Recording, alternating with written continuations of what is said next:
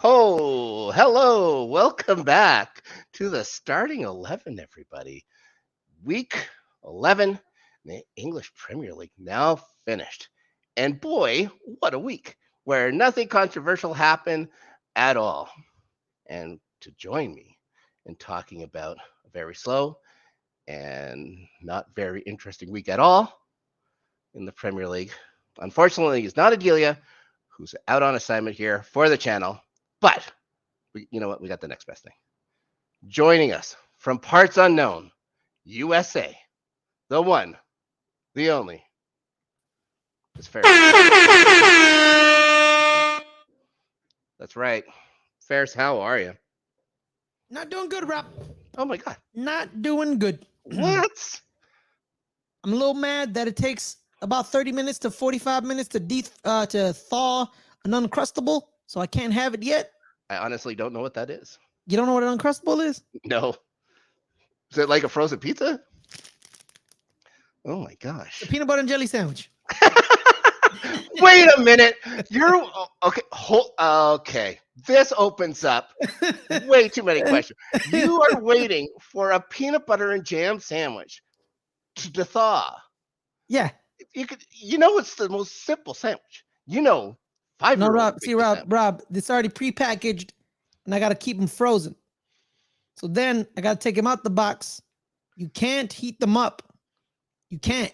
So you got to let them sit and thaw for a minimum of 30 minutes, sometimes 45. I honestly have no words.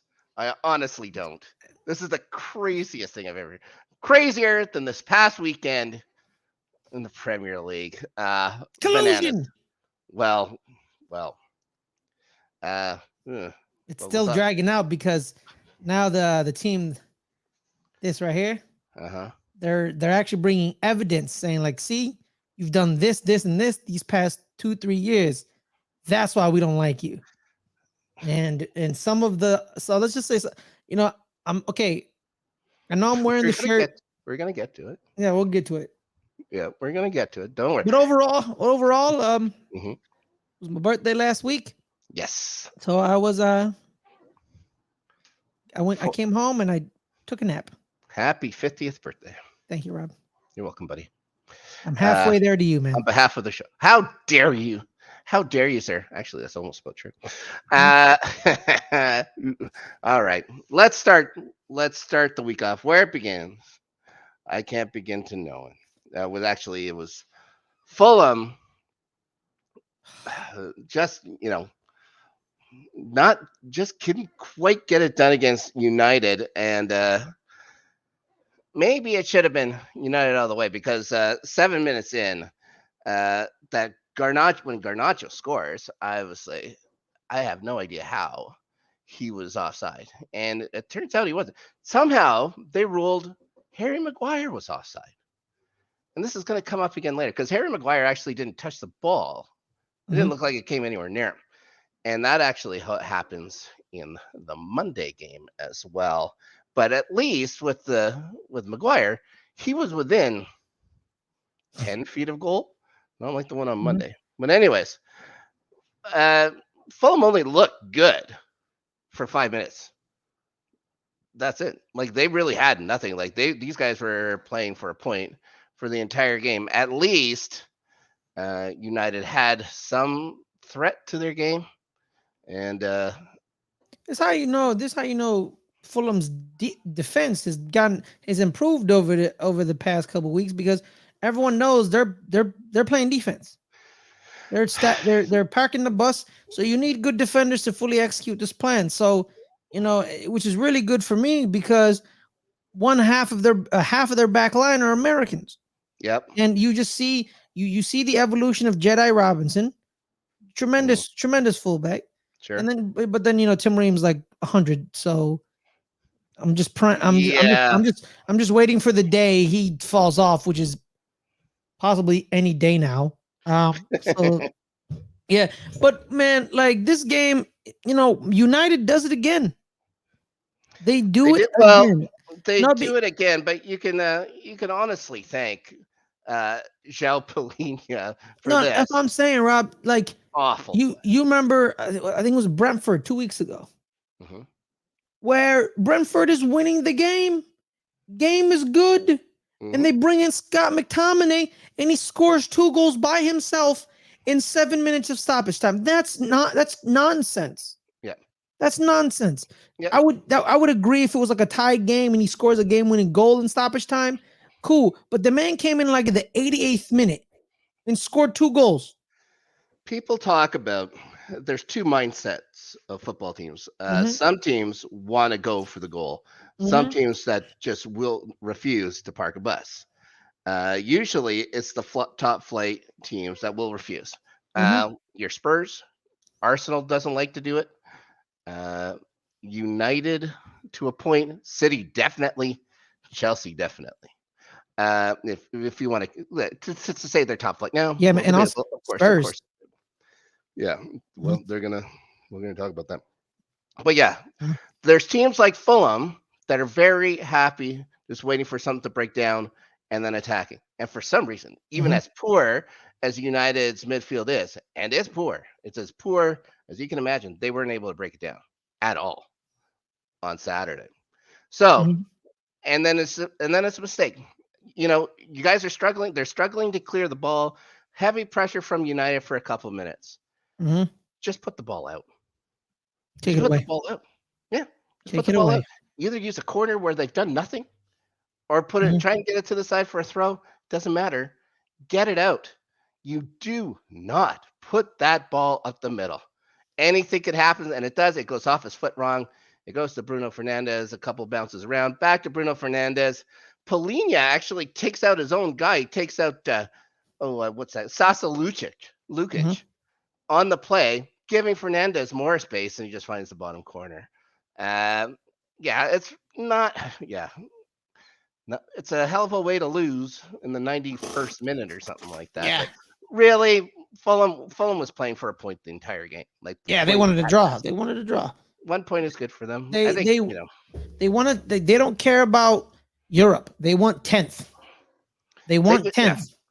like Fulham has always been in that relegation sphere. They've Mm-hmm. always been in the sphere of relegation. They've been up now a couple of years. They want to stay up. They're going to do as little as possible so they can do it. So whatever, who cares? It's Fulham. I'm not going to, I'm not. I didn't lose any sleep over that.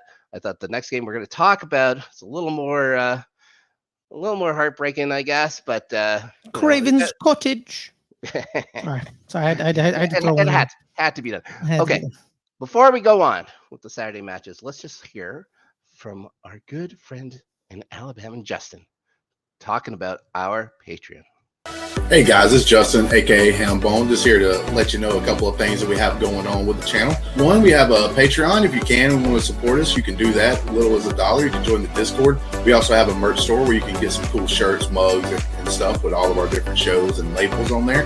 And thank you for all of our supporters that have already been there with us.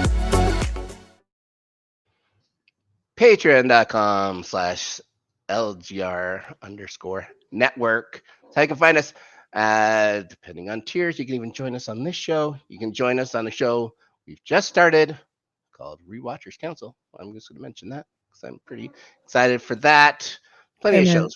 speaking of Yeah, the plenty of shows. rewatchers cancel, I don't know if Yeah, I should tell you this now or on the show. sure. You're right. Eddie DeBarge's name is L. Who's Johnny? They say. You know I love you. Yeah, All right. because actually L is short for Eldrin.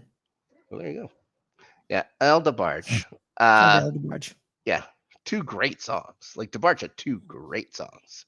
Yeah, That's but shout that's out for to Bobby DeBarge with Switch hmm had this song called "Call Me by Call Me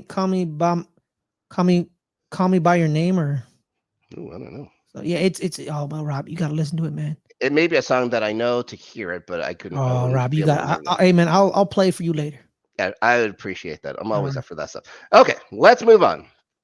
Let's head to Liverpool and talk Everton drawing with Brighton, but maybe a bit of a sad story there No, because I I'm thought, sorry, man. You threw me off, Rob. When you said Liverpool, right? I thought of Liverpool right away, and I'm like, wait, what are you talking about? I forgot Crossing- Everton plays Liverpool. Crossing the Mercy. Yeah. I'm like, why are you bringing up Everton and Brighton? You just Yeah. said Liverpool. I'm like, wait, of course, there's two teams.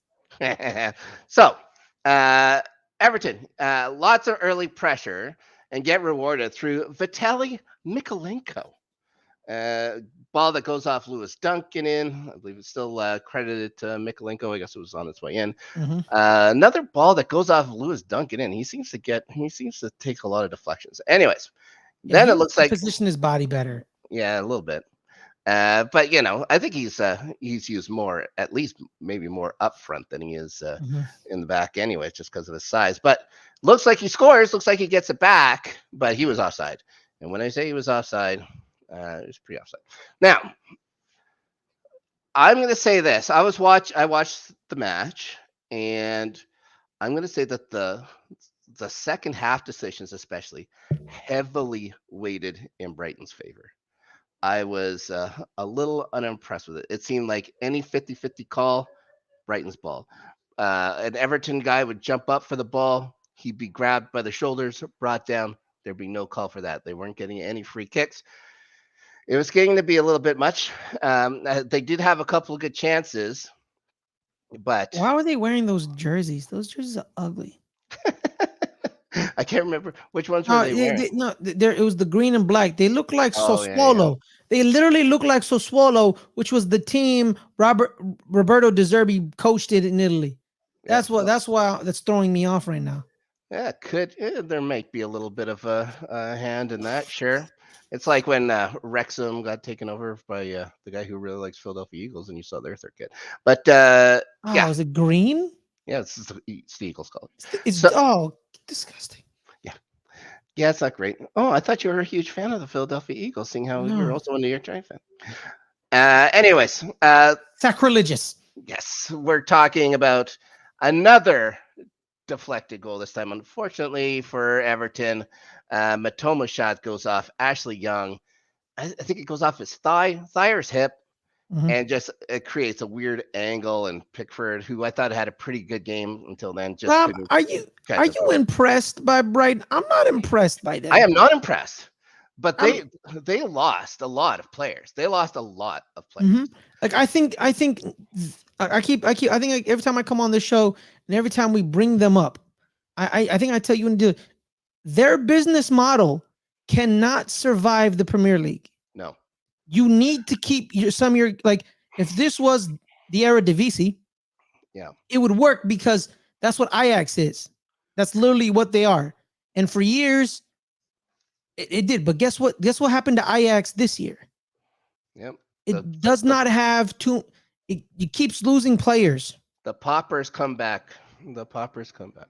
Yeah, Brighton now winless in their last 5. yeah. 2 losses and 3 draws for the And they're South not Coast looking team. good. And they're No. third. They're third in their Europa Conference League. No, they're third in their Europa League. Yeah. So there's that. I don't need, which something I do not pay attention to until basically the semifinals. No, you shouldn't because it's the losers bracket. Yeah, it's not a big deal. It's the If you want to know my opinion, 65th-ish best. if you want to know my opinion on Europa League and Conference League, go back a couple of weeks. Yeah, I believe it's a disgust. Mhm. What was the name of their keeper over there now? Bart Verbruggen. Yes, so Bart Verbruggen, Verbruggen. yeah, like started off the year looking very good. And then got And benched. he has been average at best. I'll say. Who's the backup they have? Something Steele. Yeah, Jason Steele. Yeah. I know that their former number 1 might be playing somewhere. Trying off the top of my head, remember? I think it's a team in London. Yeah, so it sounds right. Okay, but again, more points for Everton. Everton, a little surprisingly, playing well over the last few weeks. Well, they need to because there's a chance that they will lose 12 points.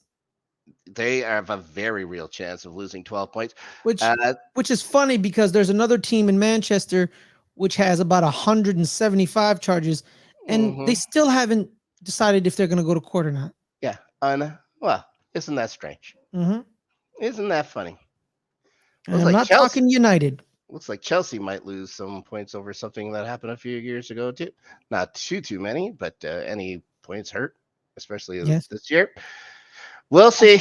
Also to Again, Everton because something 12, inherent. 12 points. I think what are their points on right now? They're at 11. Yeah, if they lose 12 points, back down to 1 and they're dead last. They are. I think they're still in a better position than some of the other teams in the relegation zone. Hmm. They would have to make up they would have to make up 7 points to catch or to pass Bournemouth. Something that's doable. So Hmm. and yeah, it's the I same don't get amount. the It's the honestly, same Rob. amount to catch Luton. So I don't get the hype around Roberto De Zerbi. I don't get it. People hate talking. He's like the next one, or he may get Pep Guardiola's job. I'm like, what, nope. what's he done that makes you think he can run like I don't get it. I don't get it. He took a team that should never play in Europe to a European place, even though it was somebody else that started it, Are and you took telling me the those. team Graham Potter built? Yeah, probably shouldn't have been European. Mhm. But they played through it. They got there. So congratulations. I think it's also a testament to how poorly a lot of teams in the Premier League played last year. So, Mhm. including, you know, my favorite squad. But And anyways, the other Liverpool team. yeah, they were not good as well. Yeah, there was a lot of and it's a strange year with the World Cup in the middle of the Yeah, the season. World Cup I think threw everything off because the Yeah, World Cup was in the fall, so it just yeah, threw everything off. we're almost a year anniversary from the World Hmm. Cup start. Yeah. All right, let's move on. Let's move into London. A bit of a London derby here. Maybe not the most marquee of the weekend, but it's one nonetheless. Brentford, a pretty entertaining match, beats West Ham. West Ham, a team on the slide as well, considering the very good start that they had. Uh, Brentford got on the board first. Frank Onyenka, Smalpe gets his head to a Frank Onyenka Hmm. mishit. Yeah, so yeah, a little bit of a weird play, kind of a slow kind of header towards him. He gets it in, but West Ham come back with two before the 25-minute mark, I think. Anyways, the first goal by Kudus was unbelievable. If you haven't seen, try and find yourself highlights of Mohamed Kudus's goal against Brentford. Pretty special, leaving his feet, a spin, and strike inside the far That's corner. why I always buy him in FIFA Yeah. when he was at Ajax. Mm-hmm. Well, he's starting to earn some money now. You're Hmm. starting to see him getting a little more acclimatized to the Premier League. It takes some getting used to. And yeah, that goal, something else. And then Jared Bowen scores another nice goal for him as well.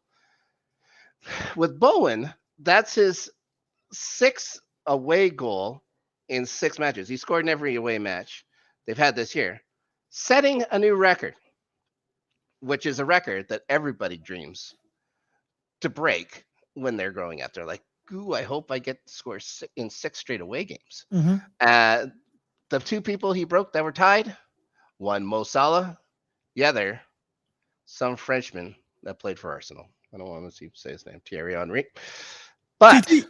yeah, I gotta stop calling him TT. I'm not his friend. It's very oh my, disrespectful. oh my gosh, you can call him whatever you'd like. I'm sure he'd be your friend. Second Sir, half, Sir Thierry Henry. I don't think that's right. I'm pretty sure he can. Monsieur Thierry Henry. Okay, that's more correct. Yeah, he is a monsieur. Second half and an on goal. And when I say this guy's name, I'm gonna hold still because there's a very good chance my chair will levitate. But I'm not holding him on. If I was holding him on to what? Konstantinos Mavropanos. What in the Harry Potter did you just say? No kidding. I don't know if I should say it twice. I'm afraid. Konstantinos Mavropanos uh, trying to clear the ball from an That was Mbumo. that was worse than the Ben White goal in the Carabao Cup. Yeah, trying to clear an Mbumo free kick and just puts it in the top of his net. Mm-hmm. Nothing can do. Like I believe it was Nathan Collins running with him. If Collins gets his head to it, it's a goal. At least he tried to do something with it. But yeah, it turns out put it in his own net. So there you Mm-hmm. go. Kind of brings the momentum swung back around for the home side, and Nathan Collins actually does get the winner. This time from In a cross. the 68th and a half minute. Yeah, it was right close to. I broke down. It was like 20 minutes left or something. Mm-hmm. Uh, nice header, strong header, and it was a Yeah. pretty nice cross by Matthias Jensen as well to get it there.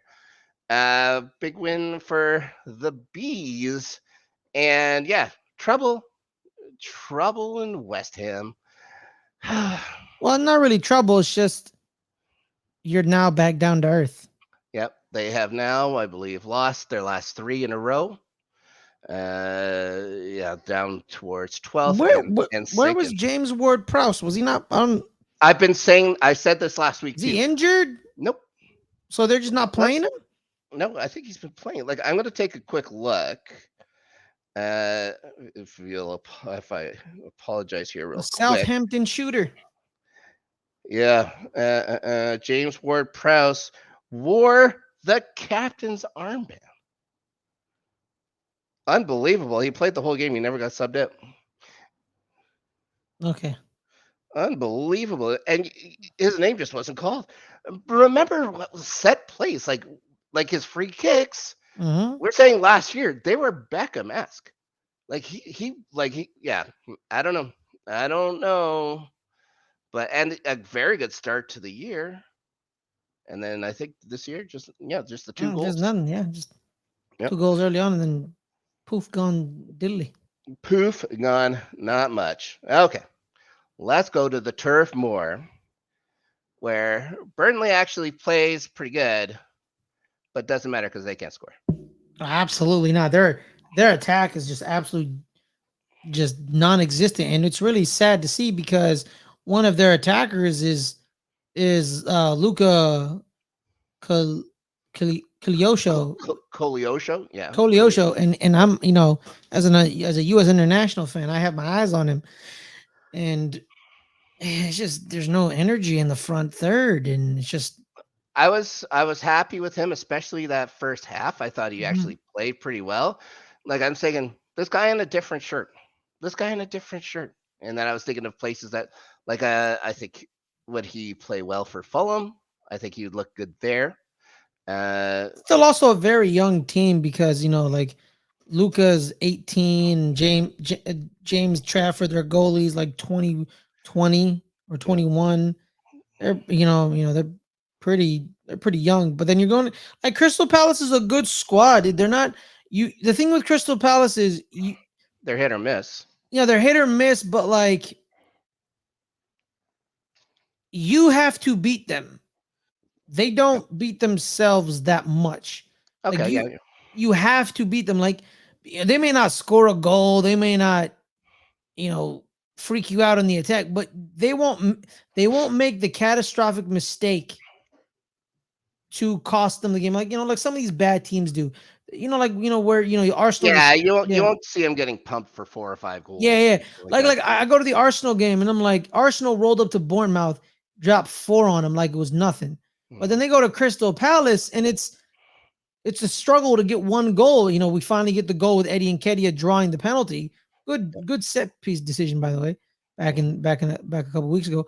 But yeah, it wasn't like cherries and rainbows for a victory against Crystal Palace. Right. Yeah. And also, shout out to Ian Wright. Sure. Well, Jordan, people forget, man, he's a Crystal Palace legend as well. Like people forget he scored. I think he scored like 100 goals for them. Wasn't it his birthday? Yeah, happy birthday, Ian Wright. He's 60. Boy, that man don't look a day over 40. How's he that 60? brother is not 60. No. I love Ian Wright, man, because seeing highlights of Ian Wright scoring goals and dancing, that's my type of guy. Oh my gosh. Ian Wright looks like he knows how to party. You know what I mean? Oh, sure. Yeah, he knows that. He looks like he's 40 years Hey old or man, whatever. Like, I'll that's say that. this, man. Like if I ever became a soccer global superstar, I would purposely rip one of my tooths out so I can replace it with a gold tooth because I wanted to be in right. I like and then if I ever did, my goal celebration would be his goal. Would be that one goal celebration where he had his hands right here and he's pumping his arm like this, but he's also hip thrusting. So it's like a dance at the nightclub. It's Like the tremendous. sprinkler. Set the sprinkler. Not Oh, this. that's It's boom. It's bam. It's like your fist bumping in the air like boom Mm-hmm. boom. But there's also a hip thrust to it. Shout out to you, Ian Wright. I love you, dog. Nice. Right. Back to Ian Wright makes that show I watched with Gary Neville bearable because it's Ian Wright. Gary Neville. We'll talk about Gary Neville in a bit. Him, and Jamie Carragher. We'll talk about them in a bit. Yeah. They're lucky. They're lucky. They're in a show with Jill Scott and Ian Wright. Well, and Roy Keane, but they were lucky. They were players in a generation where the referees were 100% on their side. What are you telling me? Tell me the refs. What Man United not having a single penalty called against them at home for 17 years? So you're telling me, Rob, but that Liverpool and that Man United have refs famously created a mysterious time called free time for Man United? Yeah. Really? So you're telling me? You're telling me, Rob, that when Arsenal went to Old Trafford unbeaten, that they were allowed to commit mass murder and get away with it, and then have the audacity to yell at Arsenal players in the tunnel when they're pissed off? Roy Keane. No, I don't have to tell you that because you know the entire story. Anyways, let's go back. Burnley Palace. This is going to be quick anyways. Jordan Ayew made Jordan Beyer look a little foolish, picking his pocket, spinning around, breaking his ankles in basketball parlay, delivering a nice low hard cross over to Jeffrey Schlupp. Gets his boot to it. He ran a long way to get there too. It was amazing. Like at first, the first replay or whatever, you see him there. The second replay, you see how far he had to run to get there. Just found a spot. So actually, two defenders scoring both Palace goals in this one. Tyreek Mitchell gets the one in extra time. 2-0. Burnley still Burnley. Looking for their first win. I thought they got a win last week. Oh, they won last week? They got a win last week, I believe. I don't want to say things out of turn because everybody has a win. So yeah, they won last week. Okay. Who'd they beat? They beat Sheffield United. Oh, of course. Yeah, they're all gonna trade points with each other. Yeah, Andre, Andre Ayew, Ghanaian soccer royalty. Jordan Ayew, sorry. Jordan Ayew? Yeah, Jordan Ayew. Andre is his brother, my bad. Yeah. I like so many guys in Crystal Palace. Yeah, no, I've also too, like they also like some of their stars are not playing, like either they're injured or they're Roy Hodgson does some rotation, like Mbechi Easy, he didn't play. Michael Olise is still not playing. He hasn't showed up at all this season. No, and he was in Chelsea. Like he was going to Chelsea, but they went and fought for him and stuff like that. They had to have him back. They signed him to a huge contract, but hasn't played a minute. Hasn't played a minute all year. So they're Eze, everyone knows the story of how he got cut, and then he went to another. Then he went to Chelsea, got cut. Then he went to Arsenal, got cut. Then he got cut again, and then the England squad cut him, and then he just kept getting cut. And then Crystal Palace was like, "We want you," and he became. And then he finally got his first cap for the Three Lions. But like Crystal Palace's best players, two of their best players aren't playing. Yeah, well, not much. As they got half an hour or something like that, 40 minutes. But yeah, let's see. Latsana Edouard played almost full 90 minutes. He's really not been doing much though. Doucouré played. I think he's the one who got switched out for Eze. Yeah, Jefferson Lerma's still playing. I Mhm. like him as well. What is it? Is it Joel Eduardo? Ward, Is it Joel? No. Is it Mark Eduardo? Gouet. Yeah, they're playing like good players. It's just Well, no. They're two center backs that Mark Gure and Joe Par- Chim Anderson. yeah. Mark Gure apparently the starter for the Three Lions. I don't know. Someone should have been. Oh, so also too, man. One of Burnley's coaches got a yellow. I forgot to tell you that. Oh, I didn't notice. Yeah. So There was a few of those. There was a few of those this weekend. I yeah. can tell you that. I'll say this, man. No, Vincent Company and Burnley, they ran away with the championship last year. It's not looking good And for them. it was all offense. And Yeah. they were saying how impressive the offense is. Yeah, They come here and it just doesn't translate. At least with these players.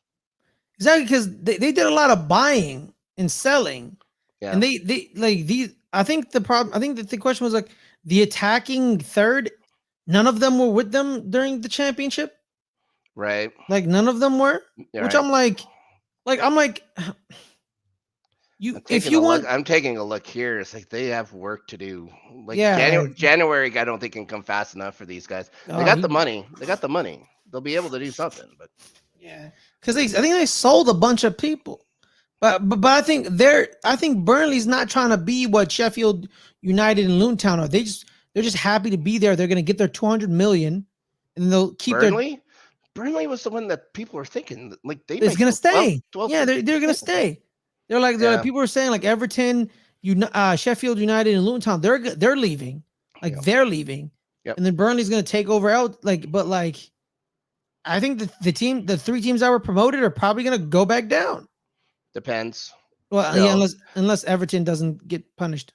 Yeah, that depends. Yeah, or if they're only punished a fraction of that and not the 12 points, then yeah, again, I think yeah, man. It all depends. It all depends. But we're gonna find out a little later on this year. All right, let's move on. This next game, we can file under the category no shit, where Man City decides to put up 6 against poor AFC Bournemouth. 3 in the first half, 3 in the second half, and 3 simple points for Pep Guardiola's squad. They sub off Holland at halftime. Yeah, they're like, we don't need you. They didn't need him. The one real chance he had, he put off the crossbar or off the post. But it's something about Pep. Pep knows his system. He knows it inside out. He knows what and who will work in it. Do you want to know who works in it phenomenally? Apparently knows the system just as good as Pep Guardiola. Goddamn Jeremy Doku, I guess. Jesus Christ. 1 goal, 4 assists. 4 assists. Not a bad. Yeah, not too shabby. Yeah, not too shabby. Not too shabby. Not a bad this word. Whoever had Jeremy Doku in their fantasy team, Jesus Christ. No kidding. But how do you put him on there compared to who else is up there? Crazy. It's crazy that this guy. No, he took Jack Grealish's spot. This is Jack Grealish's spot. Grealish, Phil Foden. It's the same spot. Newsflash, those two were never that good in the first place. I keep telling everybody. But worth a lot of money, and one has the most awful haircut in the league. And of course they're worth a lot of money, Rob. We know why. We all know why. Yeah, we all know why. It's the British tax in England. When you're buying a Brit from another British team, you're gonna overpay. That's why I love about Arsenal. We don't overpay. Heads up, Declan Rice. So there's his shit's looking like a bargain compared to the mother lover you guys bought. Ooh, I don't know. So is this Caicedo really Rob? Come on, should have scored today. We're gonna talk about that. Sorry. Now, well, guess what? You know who did score at Stamford Bridge? Declan Rice. Yeah, he's used to it. He knows that place like the back of his hand. He grew up there. So another bad management by Chelsea, getting young kids out that door. Like I remember, y'all had this one Egyptian dude. Yeah. Well, there's nobody. I think he's good. We win the Champions League without him. Like we've done okay. We've done okay. But we'll talk about those guys when we get to it. I just want to talk Doku. First off, that wall pass from Rodri for his goal Mhm. was awesome. And then some incredible dribbling inside the box there, finding Silva for that for the first of his goals. Let's just say this, man. Belgium's going to be doing okay. Don't say it. Don't say it. They were supposed to be. They were, they already had, the golden era, Well, and it came well, crashing down. I But personally, I think they're the leader of that golden era was a little too fat and happy. he was Literally, he got a little fat. He got a little fat. literally. Yeah, he was at one time maybe the best player in the world, Yeah. but he got a little fat. He made his money. He was like, I'd rather eat some blintzes, and have a Well, couple Stellas. also to It's the fun. third, the third person of that generation was probably the the cries too much and doesn't have that dog in him. Ooh, I don't know what one you're talking about because that could be a Kevin De few of them. Bruyne. That's Kevin De Bruyne. Well, I was gonna say that could be a few of them. and their fourth person. Well, their second best player is Thibaut Courtois. He's number 2 because Eden Hazard at that moment was their number 1, and then 3 was Kevin, and 4 was Romelu Lukaku. Yeah. 3 and 4 had no something was missing with them.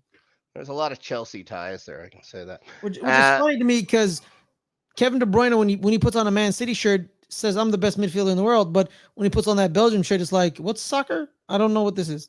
Yeah, he's out of position. There's poor coaching and stuff like that too. There's so many reasons that. So you're Belgium telling me Roberto Martinez is not a good coach? No. Wow. Oh, I could have told you that. He's about to ruin Portugal. Yeah. Oh, that's a shame. That's a shame. I mean, I get to do it without Ronaldo, who somehow was thought of as a Ballon d'Or candidate again. Unbelievable. No, Ronaldo's still on the squad. That he always picks Ronaldo. It's crazy. Yeah, I thought that Doku actually scored again or whatever. The one that goes off of Kanji. Here's the Sinistera taking away Ederson's clean sheet. Always nice to see.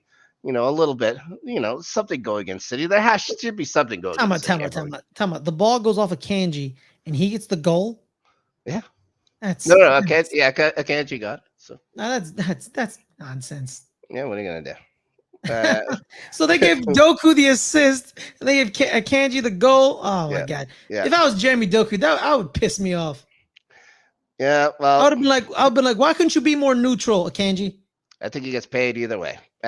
Silva, because he's Swiss. Yeah. Oh my gosh. Silva scores again. Another Doku assist, and then Nathan Ake, another old Chelsea guy, gets a diving header to a ball that's assisted by Jeremy Doku. No, it's Oscar Bob. Oh, okay. Yeah, that was the one goal involvement that didn't involve Jeremy Doku. Yeah. Goddamn Jeremy Doku. Yeah. Not so shabby. 5-point day.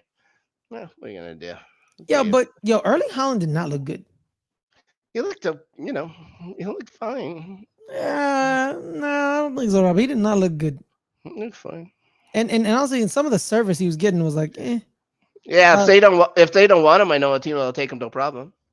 I know one. I know one too. Mm-hmm. And the one I'm thinking of has his best mate. Does he have any real friends? Probably not, but we'll see if Martin Odegaard is his friend. And we're going to talk about him too. It's coming up soon. After this game, we talk about. Of course, we're on to the little bit more of the challenging stuff. And Sheffield United beats Wolves 2-1. First half, and Wolves just had too many chances. They had too many chances, but couldn't finish. They really did shoot themselves in the foot. Yang Hee-chan, a good chance, and I don't know if he just decides to pass for whatever reason, and I think that people are so sure he's going to shoot that everybody just gets crossed up and stuff like that. Poorly done. But we'll say this.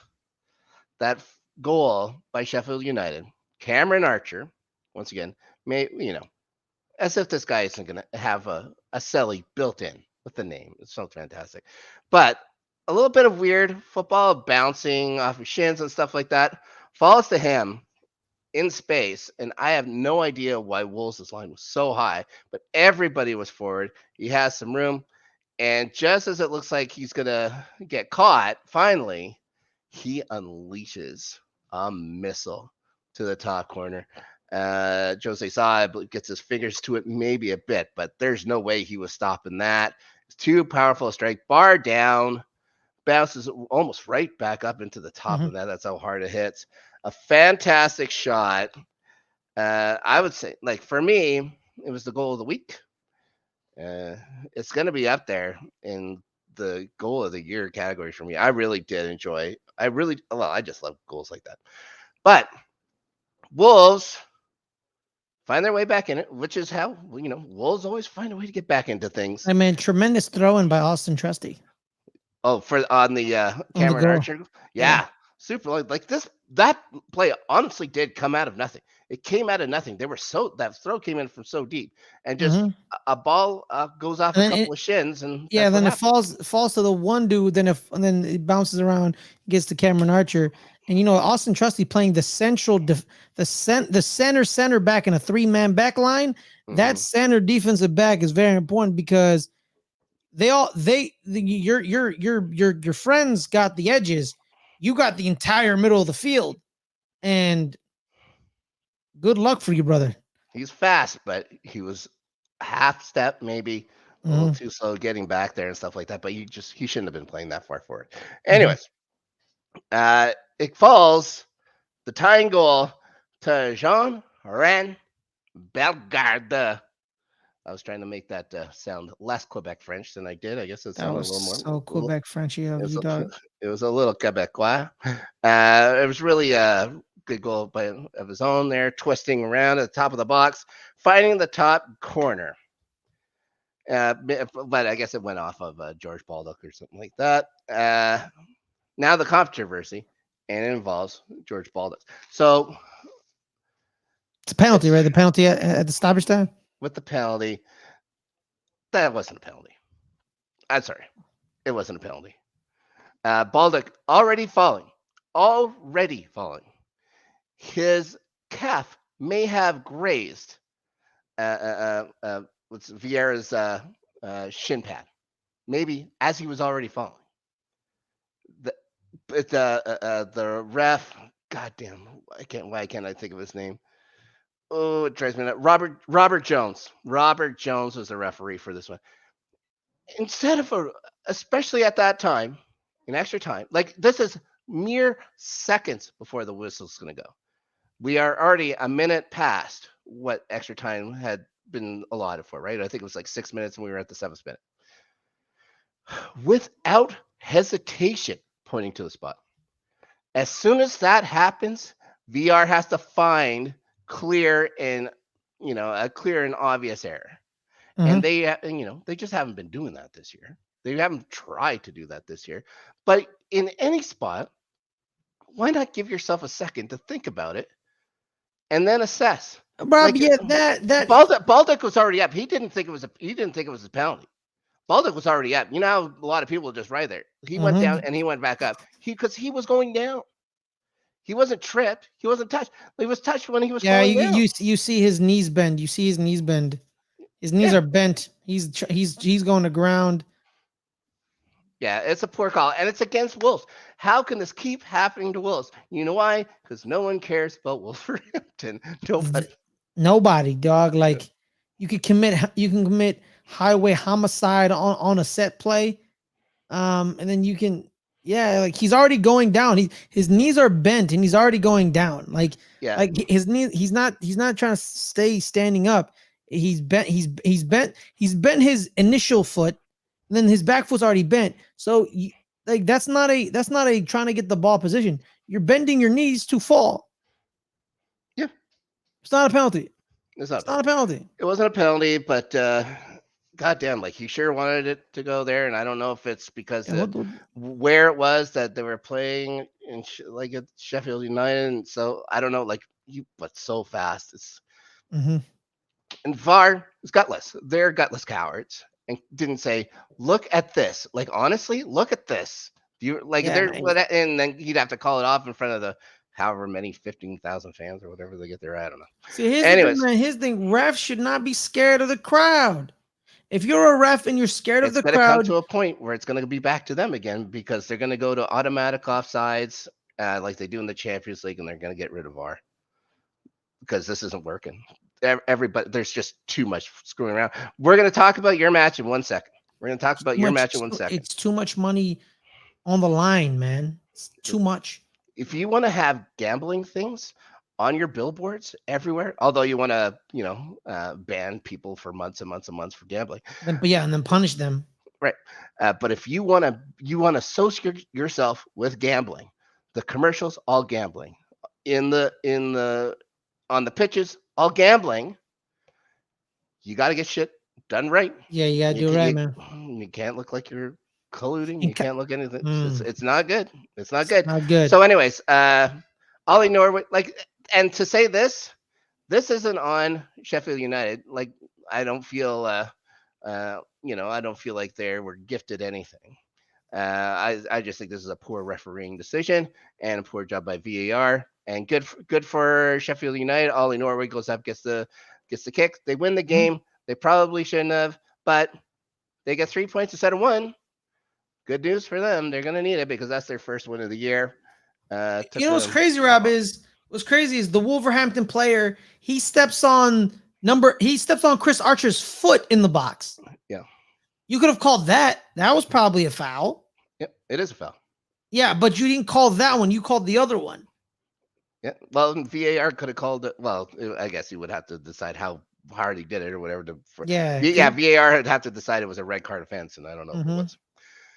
But yeah, it was pretty cowardly referee. Now, speaking of which, we're gonna go to St. James Park, and I'll let you have a deep breath and collect your thoughts. I'm gonna talk a little bit first about the match. Now, my notes for this are scattered because this match was bananas on so many fronts. Like Stuart Atwell, I think it's obvious you shit the bed on this and shit in the bed is kind of a compliment, Rob. Yeah. He let far too much physicality go. You're gonna by them. Yeah. Well, yeah. Well, and and then we fought back, and then it got to an even. Yeah, we're gonna talk about the Havertz thing too in a second. I think I'm more on your side than you think. It was a physical match. You could tell that you guys really missed Martin Odegaard. I think man, something's wrong with him. He's some type of injury because he plays this match. Oh yeah, guaranteed. Yeah. He plays this match guaranteed. Yeah, it should have been. If he was on the pitch, maybe a different situation. But you still have to account for him, even though if he's in a little slump, you still got to account for him because one kick, one goal, slump over. Confidence grows. You guys needed all the kicks you could get because you only got one on net the entire match. And it was a pretty poor one by Martinelli. You guys just did not generate enough chances. But that being said, I think personally, you guys were playing for 1 point. You guys just didn't look like without Odegaard, maybe without Gabby Jesus. It at the beginning, there was moments where we would take the ball back. Where Declan Rice would hunt a man down and steal the ball away from that beautiful bastard. I love him. And then he would initiate the break. But then when we get into the final third, we were like, so what are we supposed to do now? I don't know. I'm gonna say it outright. Our wings are not playing good at all these past couple weeks. Yep. They haven't been playing good. I'm sorry. It's when Malo Gusto and Mark Cucurella put you guys in body bags, something's wrong. Something's wrong. There's been something up with Saka. He's a step off for sure. I know what's wrong with him. I know for a fact what's wrong with him. He has no backup, so he gets no rest.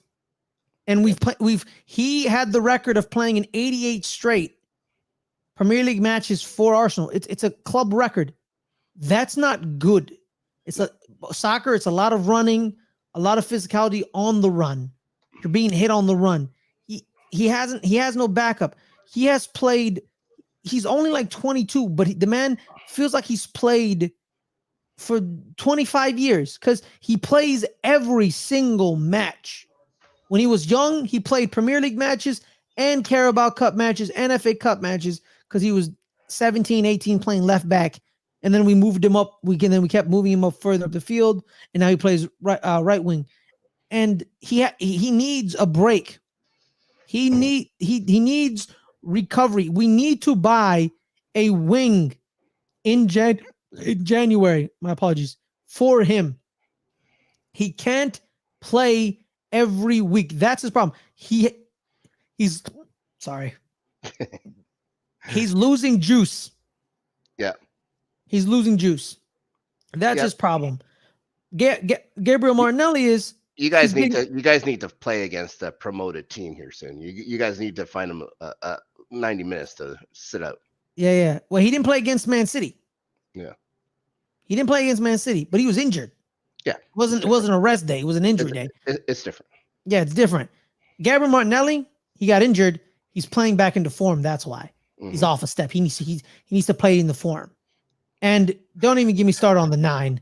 We ain't got no 9. I love Eddie Nketiah. His hat trick against Sheffield United. Eddie, it's Sheffield United, my man. Yep. You know what I mean? It's Sheffield United. That's not when I need a hat trick. That's not when I need a goal. It was rare to hear his name. Yeah, and yeah, man. Adelia says, "Oh, I like Gabriel Jesus. I just think we need a player. We just need another 9. We need someone to like give him a rest or a reprieve or whatever, or January's coming. January's coming. You're gonna have right, a pick. man. You're gonna have a pick of a couple. Yeah, man. Because people talk about Ivan Toney. I'm like, I don't want Ivan Toney. There, the dream. You want the dream. Yeah, it's Victor Osimhen. That's a dream. That's a dream. And imagine having Victor Osimhen as your 9, and you have Gabriel Jesus coming off the bench. Yeah, they're not going to sell him. Not this year. Yeah, not this year. But it is what it is. Yeah, because they have you guys need a 9 faster than that. Yeah, we need a 9 faster than that. Yeah. So we need to get a 9. Yeah. And also, I think Kieran Gibbs said we can also get Pedro Neto out of Wolves to be Bukayo Saka's backup. Yep. So there's that. We need Pedro. How do you look your fans in the face and get rid of Pedro Neto if you're Wolves? That's a tough sell. That's a tough sell to that. That is a tough sell. That's a tough sell. So yeah. we probably not go get him. So we probably get someone from out of league into league or something. Or probably not because we stole Leandro Trossard from Brighton. So that's good. But all right. You want to talk about? We'll go on to the match. We'll go on to the. Let's talk about the match. Let's go on to the match. Let's talk about first the Havertz challenge. Okay, so when I saw it in real time, I saw it in real time. Spikes are up, but yeah, when I saw it in real time, yeah, I thought Kai Havertz just killed a man. Mm-hmm. I thought like, yo, you imbecile, you absolute moron. Because what happens is this happened after the Bruno Gomes forearm to the head. So I'm like, oh, before or after it? I can't remember. I think it was after it because I think me and Adelia were watching. And I think, okay, good job, dumbass. Now we are down to 10 men because they should have already been down to 10 men because Bruno Gomes throws his forearm to the back of the head of Jorginho. I thought it happened afterwards, but anyways, okay, go on. We're gonna talk about that too. Okay. Well, we would have been down to 10 men, but then we see the replay, and I'm like, oh, that's not that bad. He gets him with the trailing leg. Yeah. I think if he gets him with his outstretched boot, if he goes cleats into him, I think it's an red. It's an easy red. Yeah, but he missed. Yeah, he missed. You didn't hit him with that. He can't even slide tackle right. It's not a great tackle. Which is great for us. The man can't pass. The man can't slide tackle. The man can't shoot. His ability to not be able to do it saved him. Because I was telling Adelia while we watched the game together, he has no juice on his passes. He passes like this, Rob. I've never watched Kai Havertz play. No. But the problem is, Rob. No, but you know what the issue with this, Rob? Before the game, someone tweeted out, I wish I saw this one. And it's a video of him at Leverkusen where he was boom, bang, boom, boom, boom, bam, boom, bam, bam, bam. I'm like, Yeah, that's the guy Chelsea signed. I'm like, Him, Timo Chelsea Werner. killed Like- Chelsea killed that man. Like Chelsea killed that Kai Havertz. We gave him a Champions League, and Rob, importantly, you know, you keep he throwing gave Rob, he you gave keep us the Champions League, didn't he? Rob, you keep throwing that all the time. Every time I speak to you, man, like, I could important. keep throwing my unbeaten season in your face. That happened in black and white. That didn't happen in black and white. There was color. Did they even There have was color color. television back then? Yes, we did, Rob. You could clearly see the gold It was- Premier League trophy. The gold Premier League trophy It wasn't on shining the and radio? glistening. I No, thought it it was wasn't. only on the radio. No, we wanted a White Hart Lane dancing in their faces. The gold trophy glistened in the sun. The sun. Mhm. Yeah, damn right. But yeah, man, we wasted $65 million on the guy. You didn't waste $65 million. Yeah, You we gave did. it to us. Yeah, we wasted it. Thank you very We much. wasted it. Yeah. Yeah, you're welcome. I've been And, talking like, about that too. Yeah, so like him being bad at football is the reason he didn't get ejected, because he didn't know how to slide tackle right. Because if he actually knew how to slide tackle with his front foot, he takes Sean Longstaff out. Yeah. But he misses it. Yeah, it's a pretty fortunate miss, and I think a lot of people that didn't actually watch the game and just saw that one picture of him with his foot out or whatever got super excited. How is this guy still in the game and stuff like that? It's definitely a You yellow. didn't hit him with. Yeah, it's a bad challenge. It's a bad challenge. Yeah. But it's a tackle. It's a tackle. It isn't it is what it is. It's not a red. That was nowhere close to a red card offense. Yeah, but you know what? What was a red card? Hitting someone in the back of the head.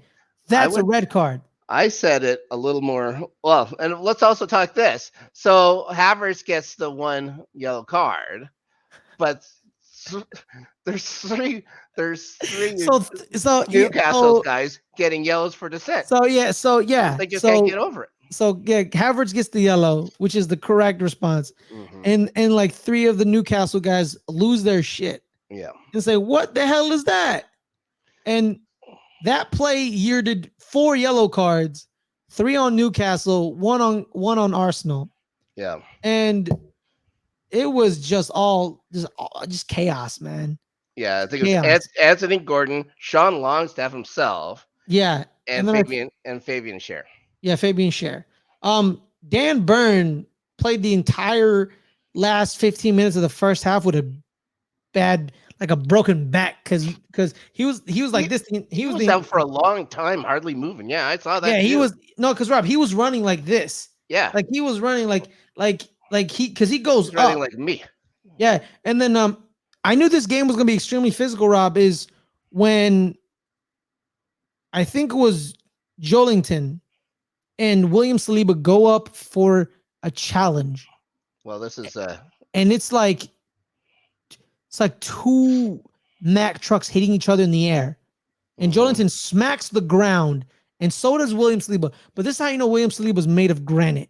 He bounces right back up and runs and chases someone down and steals the ball, while Joelinton is still on the ground. Like, we're gonna get to a Joelinton challenge in 1 second. Oh yeah, we will. Let's go back just to the Bruno Guimaraes, the first one. I wrote down in my notes when a little old school from the WWF. I said, just like a forearm smash, just like Canada's strongest man, Iron Mike Sharp. If you don't know that, just a good old the pride of Hamilton, Ontario. Iron Mike forearm shiver. Canada's strongest athlete. So he does that to Jorginho. Is that an orange? Right in the back of the dome. Guess what that is? That's a red card offense. That VAR fails the challenge. Doesn't even make him look again. So their explanation was, even though it was away from the play and he hits him in the head without provocation without provocation, he didn't elbow him in the head and he didn't punch him. He hit him with the softest part of his body. So it's just like wrestling rules. The forearm's legal. Yeah, so Christina Uncle was on Morning Footy today, and I was watching it, and she disagrees. She says that should have been like a red, and you should have challenged that. But then she's like, "Oh, but then people are saying, like, I agree with Christina, but like, I don't agree with her saying like, oh, that's not what we meant. Like that's literally what you guys are. That's literally what the PGMO basically said. Yeah. Mm-hmm. Oh, just because.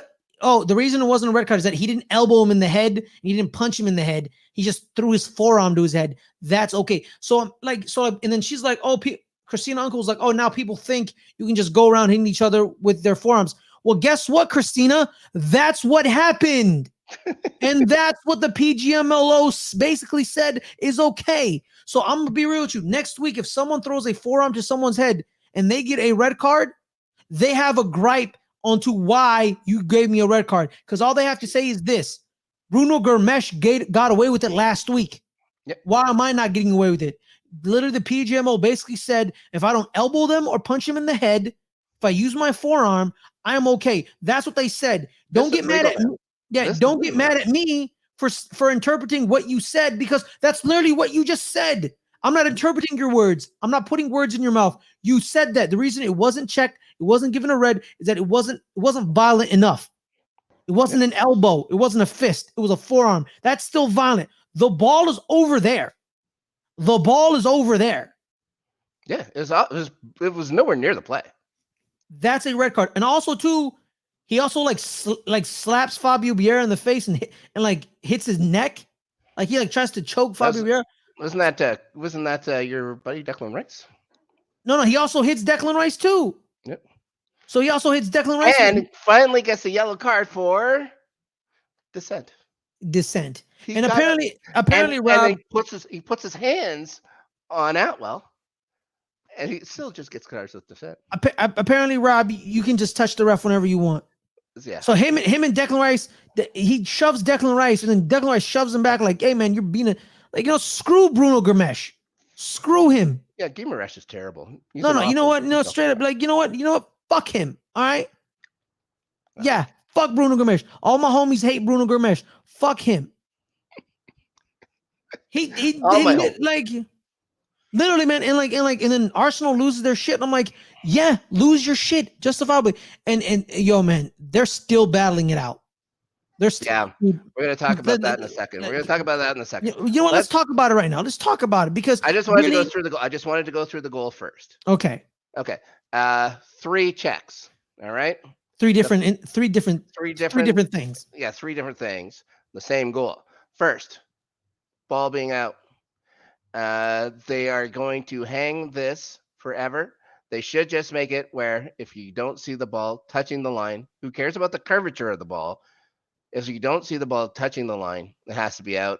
They're going to hold on to this, though, because they need to uphold the relevancy of the World Cup call for Japan. So this is a rule that's never going to go away, and it's never going to make sense, because it's always going to be up for interpretation with this stupid curvature of the ball thing. No, but here's the thing, Rob. Mm-hmm.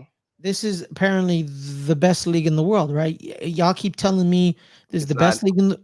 You can't say that anymore. You can't. The referees have Thank you. Yeah, for years, you EPL snobs kept saying this is the best league in the world. You telling me the best league in the world can't have cameras on the touchlines? Because here's the thing. Also speak with Chris. They do. No. Not actually, Park. No. This is the second time in 2 years this has happened. No. So here's the thing, Rob. They actually don't, because Christina Uncle says. Well, the Christina Uncle revealed a lot of stuff in today. The Premier League, not the refs, the league, they don't want cameras on the touchlines. So there's no camera on the out of bounds lines, because they don't want it. All this is about to get thrown out the window anyway. They don't want it. But also too, Rob, they're going to go automatic. Rob, you know what's more disgraceful? Sky had another angle of the goal, of the ball. The ball was out of bounds on the Sky angle. Looks that way. Sky literally showed you another angle. So, the ball's out of bounds, guys. Yeah, and then the ball is clearly. Then other people will say it's about the thickness of the line and stuff like that painted on the thing. They'll also show one that has a white ball and the match day ball was yellow. There's a whole bunch of stuff that's going on and stuff like that. Okay. Just make it easy on yourselves, guys. If you don't see the damn ball touching the line, it's out. It's easy. This is how you do it. But they want to make this curvature of the ball thing is ridiculous. No one ever gave a shit about that before last year. Okay, so that's out of bounds. But then if you want to go with the Japan curvature of the ball bullshit, fine. It's in. Yeah. Let's talk about the offside second because So the that's offside thing was kind another of one that's weird. so it was a little weird because he was offsides, then he was onsides. Hmm. So like it was a little trippy, but I don't care about that. Hmm. That whatever. There's a clear foul. It's clear. There's a clear foul on the play. Yeah. Doesn't Joe matter. Lincoln climbs He on top and he doesn't. and pushes down. You see his arms extend. It's crazy. His arms are extended. He hits Gabriel defender in the back of the head, well, the shoulder and his neck. He shoves him to the ground. How do you guys think Anthony Gordon was left that much space? Because the defender was pushed to the ground by Joe Lincoln. Literally. It's clear as day. It's clear as day. So I don't care. The ball was in bounds, and Anthony Gordon is onsides. Whatever. Mhm. We can say that, but that's a foul. It's a foul. It shouldn't have. The goal shouldn't have counted.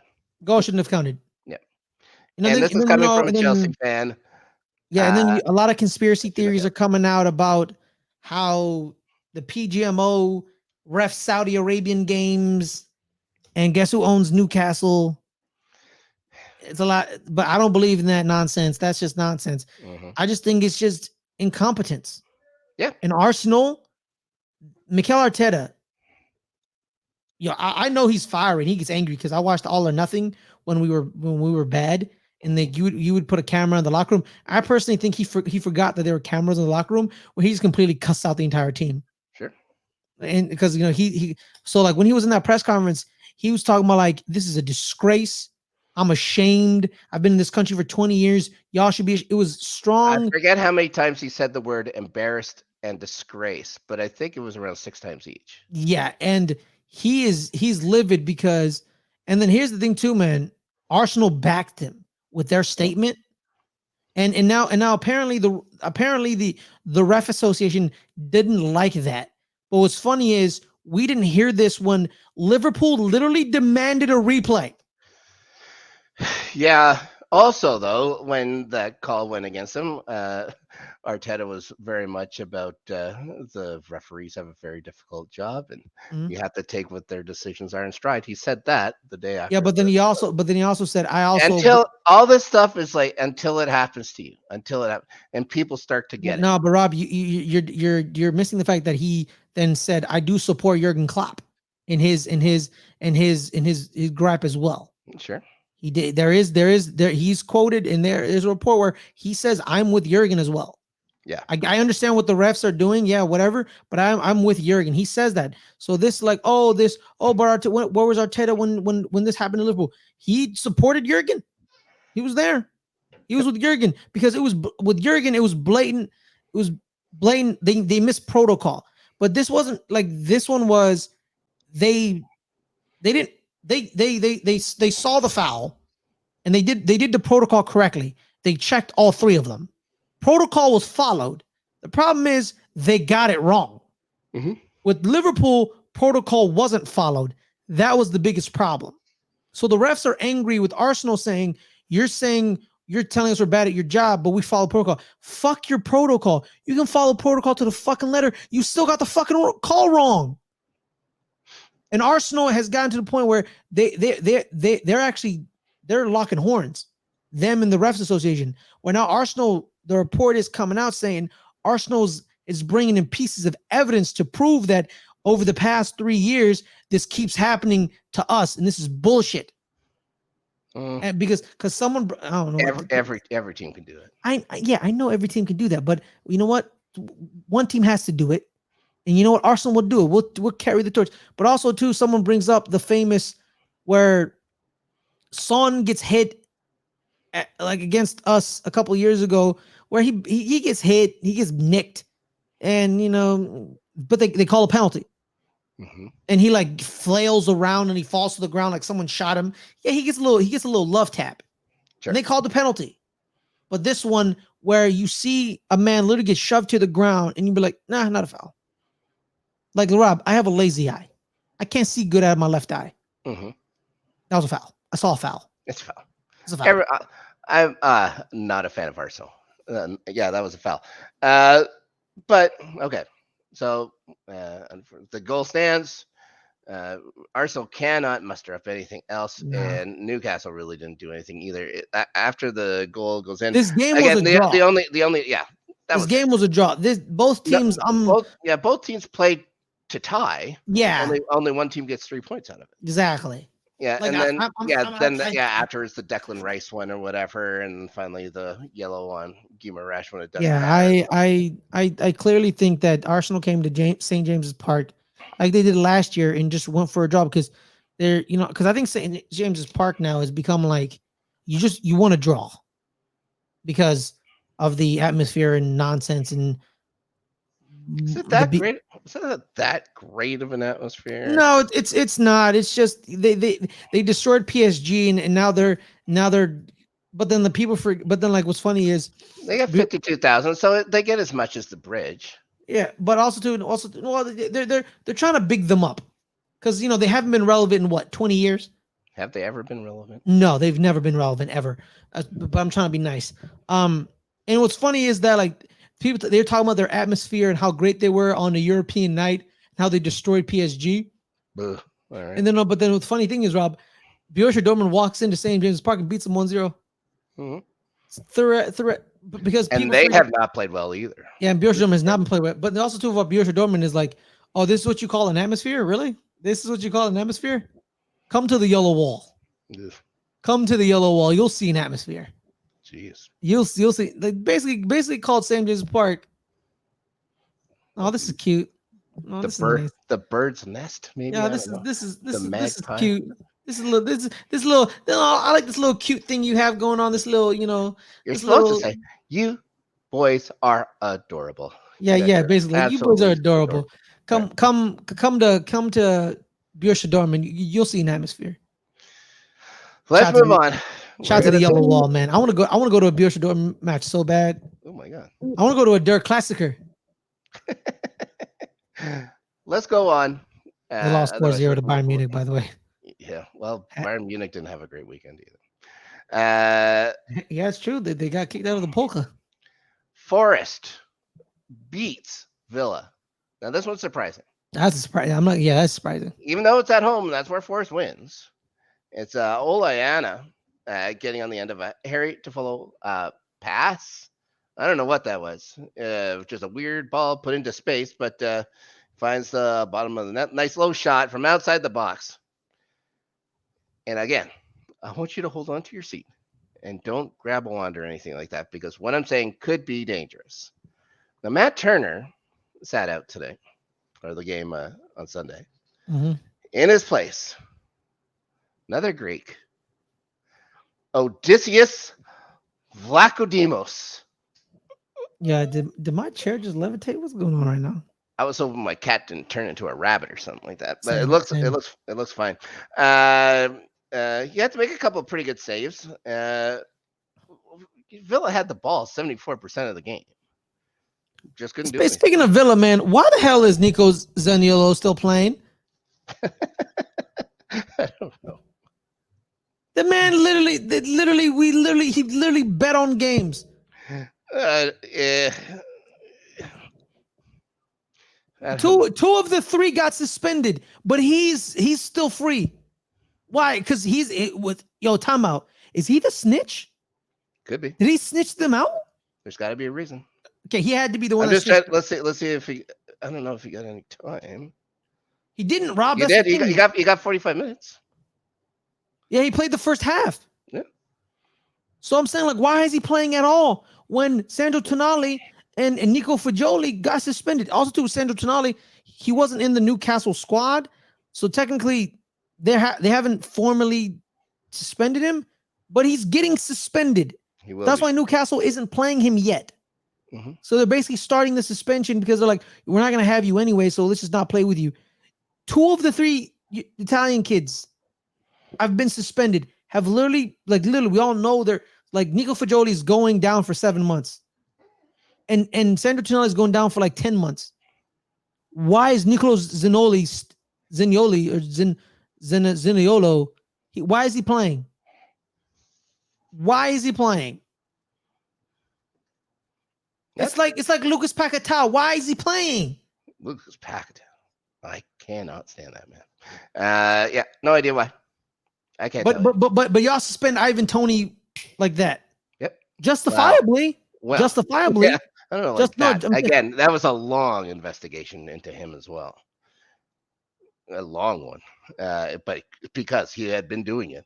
So Rob, good question, man. Do you think Sandro Tonali should be punished for betting on games, even though he bet on games in Serie A and not in Premier League? Yeah.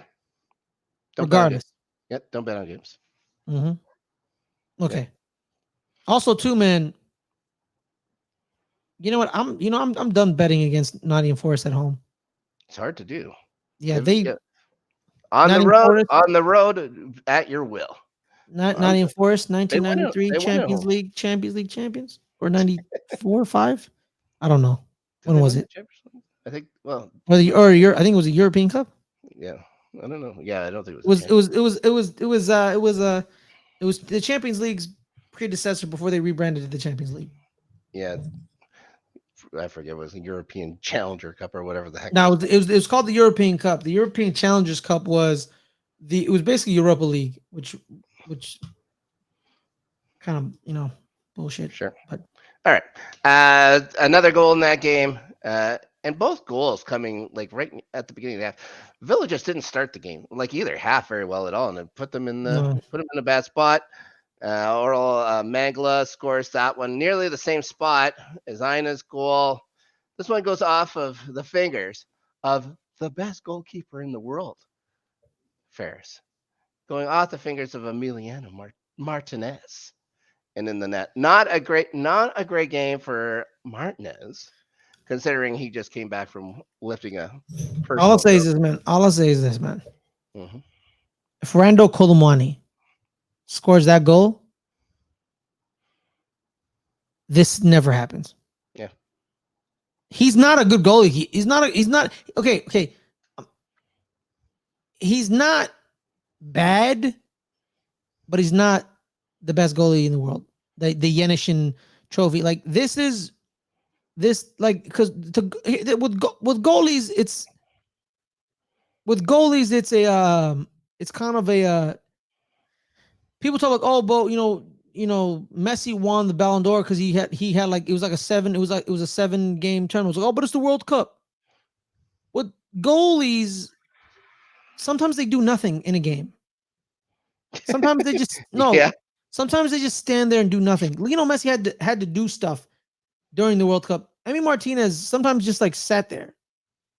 And you know what? Emi Martinez is the reason the Netherlands almost won. The man gave up two crucial goals in like the 90th minute. That the Argentinian defense was bad. Yeah. Shout out to Wout Weghorst. You know what I mean? With the game tying goal, like they were pretty bad. Their defense was pretty bad.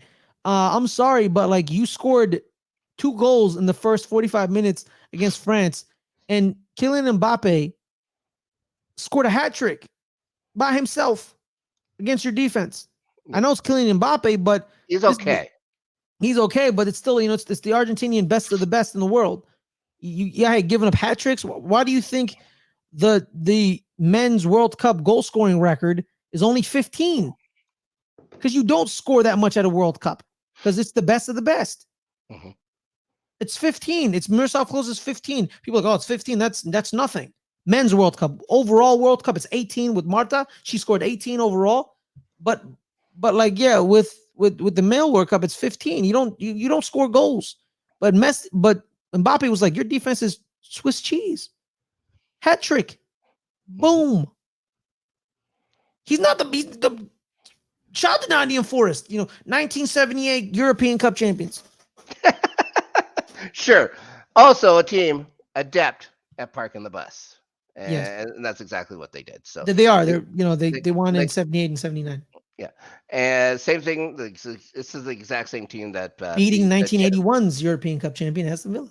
Oh my gosh. Yeah, if only things were still relevant from that. Now, So yeah, it's the same strategy they use against Chelsea. Turns out Villa can't beat the low block either. So there you go. Big win for Forest. Now, Yep. poor Luton. Oh my God, they were so close. They were Poor so Luton. close. And I'm gonna say this: if we here on the channel threw out a goalkeeper of the week award, it's Thomas Kaminsky. I thought he was very good. Made some big saves off of Nunez, off of Jota. And it go to the second half, and Obenye makes Trent Alexander-Arnold eat his shorts. Dude, he's not a okay. I message Adelia when I'm watching this game, and I say, "Is Trent Alexander-Arnold the worst defender in the Premier League?" Well, Rob, you also texted me, but sure, fine. Oh, did I put it? Oh, I thought I just did it. I did it on the network, on the Yeah, you channel. did it. You Yeah, did okay, it. Yeah. okay, good. Asshole. Oh, that's fine. I thought I just did it to her. Yes, Trent Alexander-Arnold is terrible defensive. He's garbage. He's Yeah. garbage. No, and as Konate, Chelsea, like he made Konate a pile on too. Konate just watches him go by him, hey, so honestly, but he doesn't score. as Chelsea and Arsenal fans, Mm-hmm. keep him at that right back position. Yeah, sure. I love him there. Yeah, I love him there. Yeah, it's like when refs or when coaches aren't doing well, keep them Exactly. Like they should forever. Keep them like forever. Tottenham should have kept Antonio Conte. Yeah. But that right side is god awful. That right side is trash. For a team that a lot of people say can challenge City, I don't know how. They're pretty. Honestly, man, if I was them, They got lucky to get a point against Chelsea. They probably, a little hard done by and should have got more against Spurs. dude, they got robbed. It should have been either a win or a draw. All I'll say is this: you clearly see that Trent Alexander-Arnold is a midfielder. Yeah. And you just don't want to listen. You don't you could instead of buying. Maybe the other options are just that poor. No, but that's the thing, Rob. On the back line. No, but Rob. Yeah. You spent this much money on midfielders in the offseason. Like Ryan Gravenbach, Alexis McAllister, Endo. You bought 3 new midfielders. Yep. How about you say, you know what? Have me go buy a right back instead and just make him play midfield now. Do not give them any ideas. But how? Jurgen Klopp doesn't watch us. Maybe he will. He's like, oh, these two jerk-offs, they know all the answers. Yeah, he can Gengi press that stupid beard out of my face. Oh my gosh. But also too is on a man's face. Also too, Darwin Núñez sucks. Okay, he sucks. Okay, the man sucks. All right, he's a super sub. He's He is awful. All right, he's not a 90-minute guy. No, screw 90 minutes. The man is not even. He's a nothing. He's a nothing. I'm still gonna give him a. He's a nothing, Rob. Rob, dude, he's missing. He's looked good, real good at times. He's missing extremely easy chances. If so is somebody else, and they came together in a match we'll talk about in a bit. Yeah, shout out to that kid. Yeah. Well, but he's a kid. Yeah. He's 20. How old is Darwin Núñez? I have no idea. I don't think he's that old, is he? I think he's like 24. Yeah. To think that that's old now is makes me sad. Rob, he's 24. Rob, see, here's the thing, Rob. World football, you're old when you're 24. Yeah. Rob, Real Madrid bought a 17-year-old Brazilian kid who's going to start for them next year. Mm-hmm. Well, Jude Bellingham is their best player at 20. These kids. 24. 1999 he was born. Oh my god. Yeah. So Rob, I'm sorry for Darwin Núñez. In real and back in the day, 24 was young, where you're like, now you're ready. I do enjoy that a 25-year-old man can say things like back in the day. Back in the day. But the thing is, All Rob, right. now, because back then, when you were 20, you still were developing, right? Yeah. Because a male development ends at 24. Mhm. That's when you're like, your body is fully developed. Because you're allowed to be physical at a couple years ago.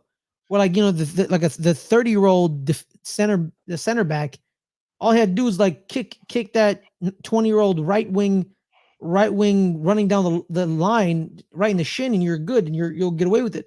But now, due to the fact of freedom of movement, it's less physical now. It's still a little physical, but it's less physical. Yeah.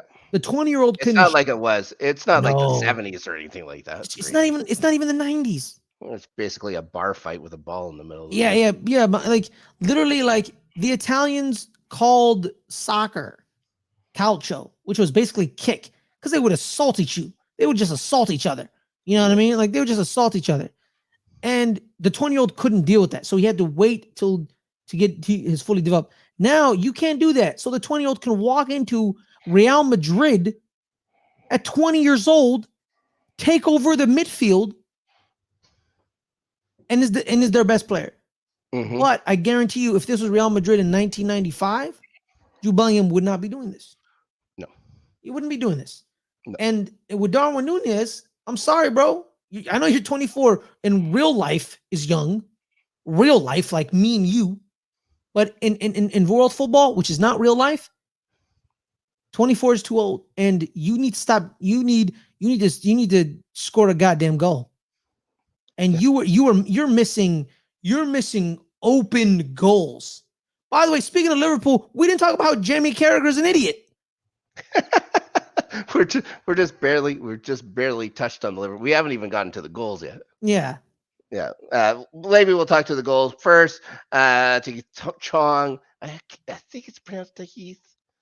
I think so. It was a great goal, man. Ooh, fantastic goal. What a phenomenal break. Just getting his boot to it. It's a real nice pass there from Kabore.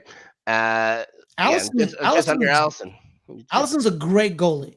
Yeah, well, he's a good goalie. He's a good goalie. I find a good point. Yeah. So he starts for the Brazilian national team. Yeah, man, they choose him over Ederson. Yeah. Well, there's the experience there and stuff like that. Ederson has a pretty easy. You look at the back lines for Liverpool. Look at the back line for City. Yeah, well, Well, the back line for Ederson has Liverpool. a pretty easy. Yeah. The back line for Allison now is trash. Yeah. Man City's back line is like I'm sitting roses. They're doing okay. It takes about 4 or 5 minutes worth of VAR checks to get this through. Yeah, which drove me nuts. And I guess a lot of it was looking up at the other side. They were trying to find a way to bring it down for a penalty for Liverpool on the other side of the pitch. They're trying to find a handball or something like that. They couldn't find it. They'd already been checking since the ball was coming up the pitch. So whatever. So those minutes get added on to extra time. And 5 minutes, just before 5 minutes of extra time, in a thing where, how can you can't get upset about this part? No, I can't. I guess if you're Luton, you can, but Harvey Elliott puts a nice cross to the back. Phenomenal cross. Yeah, phenomenal cross. And Luis Diaz's head is there, puts it in. He gets to run up, lift the shirt. Libertad para Papa. Freedom for my father. The story is Luis Diaz's parents were abducted in Colombia a couple of I think last week. His mother was found. I don't know if she was unharmed, but she's alive. I don't know, found or rescued, either way. Yeah, yes. Either way. She was unharmed. Unharmed, but the dad is still missing. He's not he's still taken. Yeah, he's still missing. They know him. And he was supposed to be released, but because they want more assurances for security and stuff like that, because they're saying like the soldiers still here looking like I believe the group called themselves the ENS or something like that. I thought it was CNL. I don't know. Maybe I don't know. Somebody. somebody. Anyways, they've been they're worried about their own safety. It's like, you know what? How about you Like, don't abduct people? I don't know if they're even getting any money for this. Like, I have no idea. They just made a poor decision. Poor decision. Yeah, I don't understand. I don't understand abducting your most famous athlete. It's parents. The most famous? Wow, at the moment, Maybe. Anyways, so name another Colombian soccer player that's famous at the moment. where's Moises Caicedo from? He's Ecuadorian. Yeah, I don't know. Anyways, so yeah, so it looks like he'll be freed and stuff like that. Of course, the FA has to come out and say we're not gonna sanction him for anything like that. It's like it would be amazing stuff if they sanction him for lifting up the shirt, just to say that. They cited exceptional circumstances. Now, you wanted to talk about Jamie Carragher real quick. Yeah, him and Gary Neville, they're these hypocrites. These hypocrites. They're absolute bloody hypocrites. Mhm. He ran up and down like Liverpool's wronged, and he justifiably lost his blatant mind about it. But justifiably, and I'm with you. So you can't just be, and you guys got wronged, yeah. But like your club released a statement, then your manager demanded a rematch. Demanded it. Said like, I want a rematch, and everyone told him that's not possible. No. But then you get mad at Arsenal, the Arsenal manager getting angry, being blatantly screwed over. It's a foul, blatant foul, and him getting mad, and him and his team releasing a message. They're doing what your team did. And then you're saying, "Oh, this is over the top. This is what are you doing?" Same with Gary Neville. Manchester United fans and pundits have no right to ever talk about ref decisions ever, ever in history, You shut your mouths. You don't have no right to ever speak on anything. And like, I don't care. Like, let's say if someone is a Manchester United fan and they're watching this, I don't give a shit. You guys have no right to speak on ref decisions ever. There's literally a time that was created because your manager would throw hissy fits. How do you go 17 years without a penalty called at your home stadium? That's not, y'all don't play great defense all the time. No. Miss me with your nonsense. Yeah. So you have your stats were padded. Yeah, you by a group of people that were supposed to be impartial. Literally. So the fans have no right to speak. They need to shut their mouths, and Gary Neville needs to shut his mouth. You're Manchester United. Like, you know what? He's a legend. You're right. He is. He's a one-man club. He's like the second all-time in appearances behind that piece of shit Ryan Giggs. Yeah, I don't care. I said it. I don't give a shit. It's not liable. I wasn't correcting. Okay, good. Like, he's a legend. You have no right to speak. You have no right to speak. And then the Jamie Carragher, man out here throws a hasty fit for Liverpool. But when, you may call it, oh, it's a hasty fit for Arsenal. Okay, you threw a hissy fit. They're throwing hissy fits. You ain't got no right to judge nobody. Shut your mouth. Shut your mouth.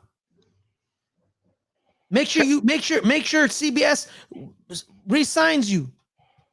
Yeah. There's just a couple guys. It just, they should be podcasts. They want their own opinion like this stuff. But no, he's they're not podcasters. They get the clicks for. They're the symbol. They should be. But they're the symbol of Sky Sports broadcasting. Those are their, like, Sky Sports. Those are the two that they love trotting out there. Oh yeah.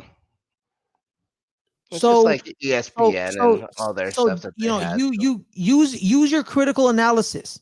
Their first take shit. Use your critical analysis. Mm-hmm.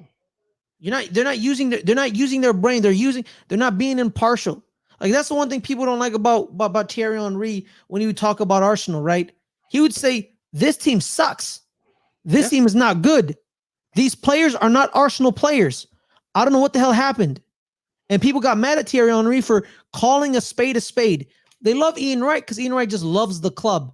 And you need that. You need the man who loves the club and cheers for the club and is always positive about the club. But then you also need Thierry Henry, who says, no offense, the guy you just bought is not an Arsenal player. Yeah. There's lots of Chelsea guys for that. You got that dummy Craig Burnley over on Hey, man. I love Not, Craig. Calm down. I love Craig yeah, Burley. not a fan. Hey, man. And he played for us for 10 years. Some of the worst years. Mind you, some of the worst years. Well, also Frank Frank LeBeuf as well LeBeuf, Frank on LeBeuf, ESPN. but Frank LeBeuf will say how it.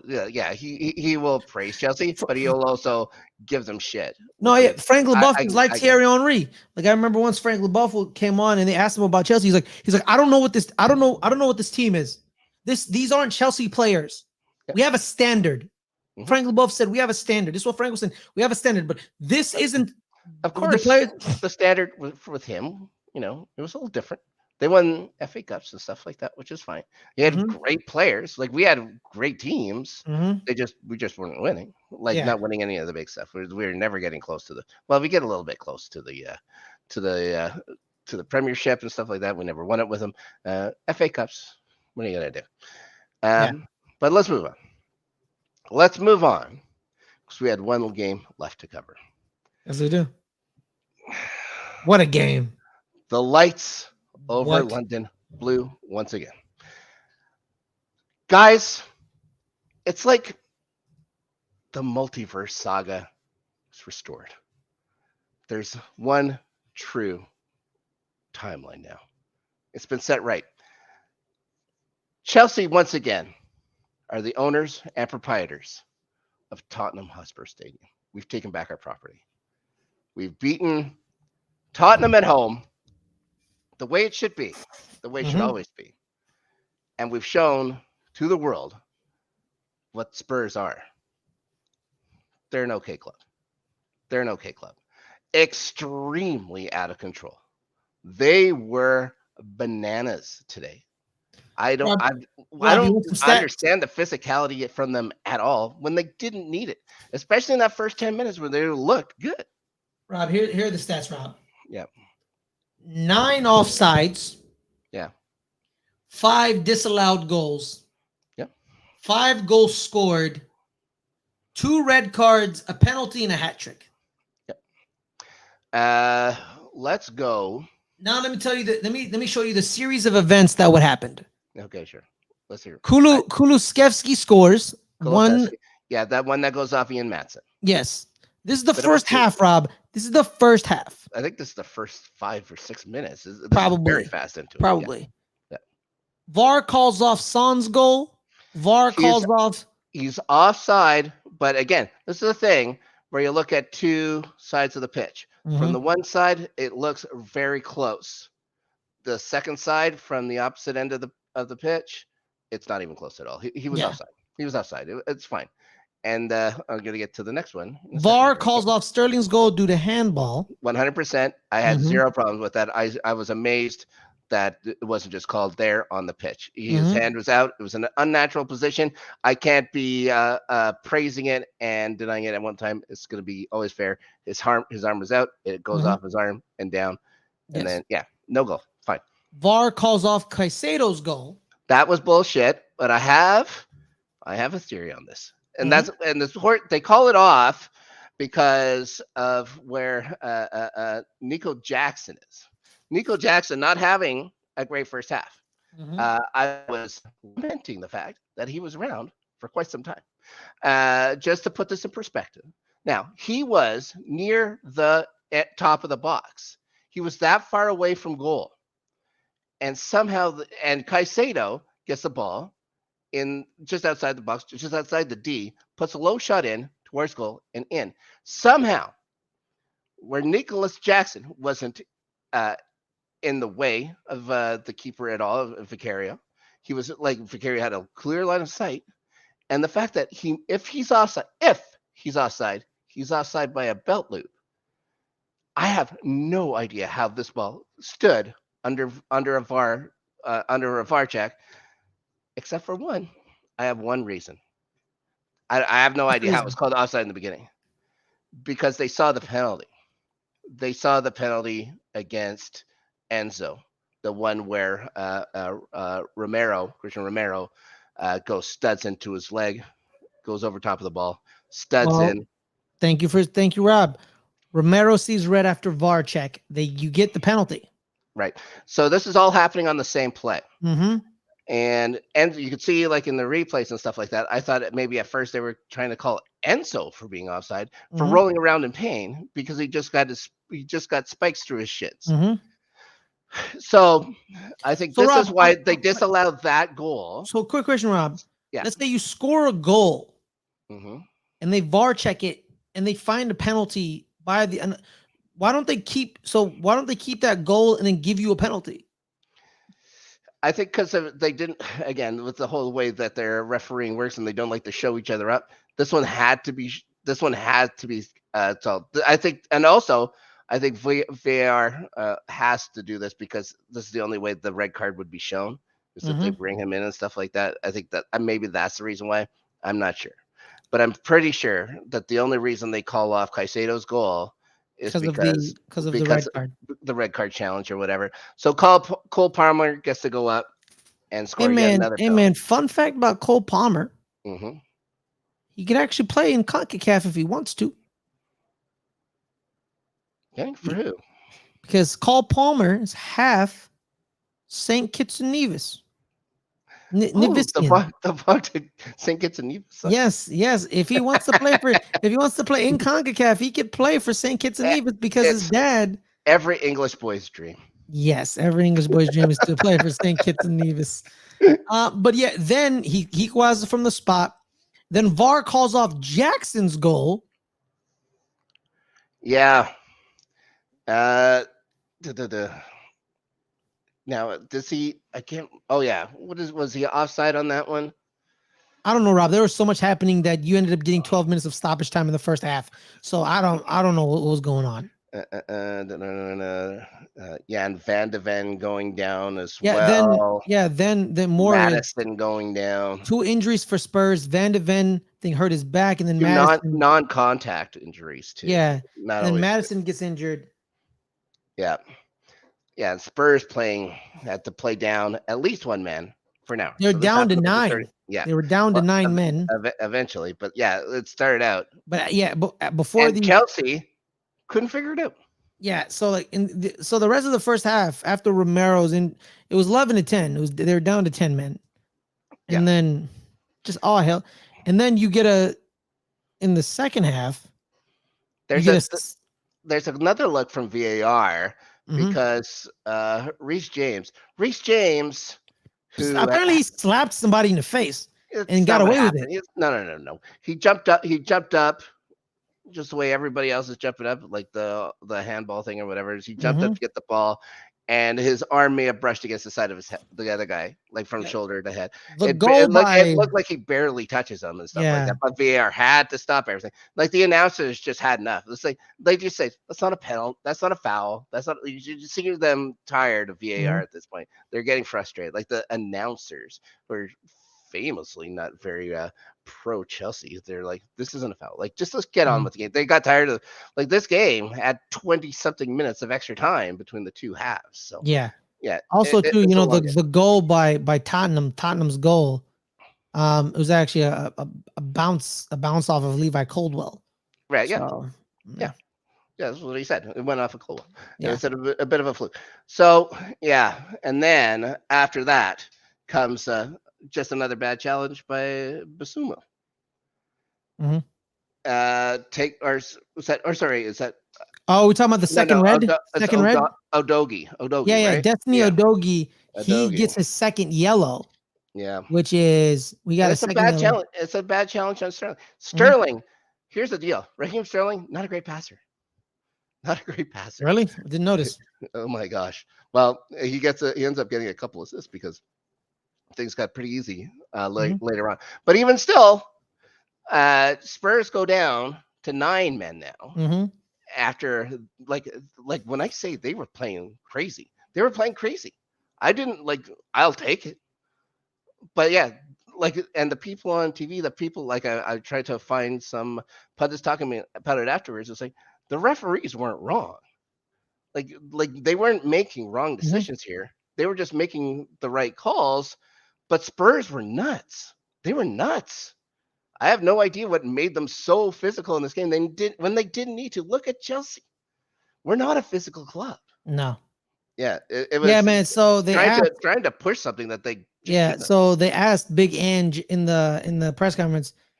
So they're like, Ange, you played a high line with 9 men. Why? He's like, man, I don't care if we're down to 5 men. We're playing that high line. Yep. We're playing the way we play. Now, when Chelsea kept trying to go with their offense from the edges and in, instead of just going straight up the middle on these guys with with midfielders, that probably would have worked better. But Enzo was out. Enzo was taken out for Mudryk. And Mudryk playing out of position and stuff like that, but everything just kept on going on the from the sides and through, which finally 20 minutes after Udogie goes out, finds a little bit of success. Finally. And Sterling finally gets the ball over easily enough to Nico Jackson, and he can easily enough finally put it in the back of the net, and I can stop cursing at my television for a while. Because I was getting worried. I was getting worried they weren't going to score. I just know this Chelsea squad. It's like to ask them to score, even against a 9-man team, can be troubling, can be tricky. It can be tricky. But yeah, he gets it and basically gets a copycat goal in just after extra time. But Son almost scores. Just a poorly out of position Sanchez, but he ends up getting back or whatever, and not a great shot by Son.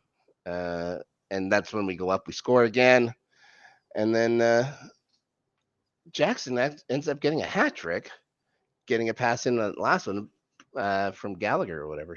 Or getting a pass in from Gallagher and going up with Mudryk and Vicario really out of his net. So Jackson just fakes a pass over and just walks past them, and I'm glad he kept it. Would Mudryk have scored too? Probably, but I think Nico Jackson needed to score that goal, get 3, get that mentality of scoring, which he needed, because that first half he was not, like, if he got subbed off, I would have been happy. I'll take that hat trick though. God damn, 4-1 win. It's kind of like, let's see if he continues it, because we saw the hat trick against Sheffield United with Eddie Nketiah, and then it was like then nothing afterwards. So like you get a hat trick against Tottenham down to 9 men. Can you take it and move it forward? Like move it forward. And and like, hey man, all I'll say is this, man, I don't like compliment Tottenham, but I think Italy just found their new goalkeeper 1 for their international team. We've mentioned him a couple times, and Vicario has been very good. Yeah, no offense. I think Donnarumma just lost his job. I think he has a weird face. But Donnarumma or him? Vicario. I haven't seen his face. Yeah, he has one of those weird faces. I can't even. Yeah, there was one time where Mark Cucurella had an open run, and I'm like, yo, if Mark Cucurella scores his goal, that'd be crazy. Yeah, but then Mudryk, it's Mark Cucurella, so he didn't score. The one player, whatever, before the end of the 90, he comes running way out. Mudryk comes into him trying to get the ball or whatever. Vicario beats him to the ball. Yellow card for Mudryk, fine. But Vicario gets a boot to not even a kick, like Mudryk trying to jump over him and his foot catches him. Vicario does the bounce, spin bounce, like he's a flop fish and stuff like that. So I lost some respect for him for there, but when he's actually in between the posts, he's looked pretty good for Spurs this year. I'll give him that. But they finally faced a team it's worthy beating anybody. The first team to beat Spurs all year, to do it back in our second home, makes it all the better. Just to hear so many broken dear hearts makes my stadium with no name, because no one cares. Doesn't deserve it. It's ours. They'll call it Stamford Bridge 2 from now on. It belongs to us. Belongs to us. A lot of great times happen at that stadium. Just not for Spurs. None for Spurs. None for Spurs. And it never will. It never will. Saul All right. Campbell finally won a Premier League trophy at White Hart Lane. He was just wearing an Arsenal shirt. Oh, Saul Campbell. That's a name I haven't thought of in quite some time. Saul Campbell. All right. You want to talk about treacherous man? The only person to be more treacherous than him was Luis Figo. Oh, Luis Figo. Let's go on. So that's it for the week. We did it. We're over. Adelia and I did some predictions. To say our predictions weren't great is an understatement, but we end up drawing. It was a draw last week. I don't even want to mention the number. Let's just say it was pretty low. Now, week 12 next week. Week 12 is coinciding with our 50th episode. So we're having a 50th episode extravaganza, which is basically just the same show, but we're going to do it live. We're going to do it live Tuesday next week. I don't even know what day that would be. What's the day today? It'll be the 13th. November 13th. Check it out here live. Our 50th episode's extravaganza. Now we're going to go into the important predictions. See who can be crowned the winner for the live stream next week. First match, Fares. Wolves versus the aforementioned crappy Tottenham Hotspur. Is it at Tottenham? No, it's at the Molyneux. Tottenham. Yeah, I think we're all saying Spurs for that. Adelia has given ours before. She had to go on assignment. Next match. This is a toughie. And when we were talking earlier about sitting somebody, this may be the match, Fares, because Arsenal gets Burnley at home. Let's go with Arsenal. I think Arsenal may win as well. And Adelia, surprisingly, has said that Arsenal will be the victors against lowly Burnley. Next match, Crystal Palace at home against surprising Everton. Crystal Palace. I thought more people might say draw or something here. But we're all going to say Palace. I think Palace should win. It's time Everton comes back down to earth a little bit, I believe. Speaking of coming back down to earth, I'm pretty sure Luton has no chance against Man City. Oh, yeah, nope. Especially at the Etihad. All right. Very good. Bournemouth, now coming off a 6-1 drubbing from City, at home, but against Newcastle. Let's go Newcastle. Everyone's going to say Newcastle for that, I think, correctly. Villa's coming back home off a disappointing performance in the Midlands, and they get to play the Cottagers, Fulham Football Club. Let's go Villa, because Fulham's going to do something stupid to cost them the game. I just don't know who's going to score. Villa play pretty good. For Villa? For Fulham. Yeah. Because Pedro Neto's still not in. Brighton get a bit of a break. They get Sheffield United next week at home. Yeah, let's go. The Amex. Yeah, let's go Brighton. Everybody says Brighton. Everyone says Brighton. Okay, this could be a pretty entertaining match. Actually, we got Liverpool at home to Brentford. Liverpool to Brentford at home. At home.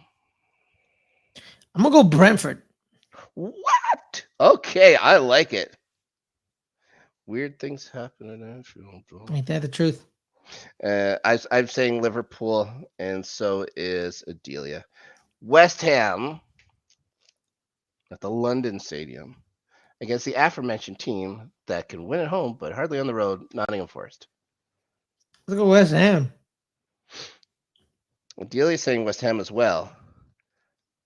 And I say if Forest scores first, they're going to win, so I put Forest. But they have to score. If they score, they can park the bus and they'll be okay.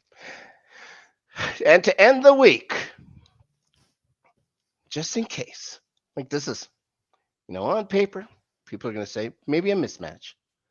But considering it's at the Bridge, and considering Chelsea just plays better than people expect, do you think that Manchester City can beat Chelsea at the bridge?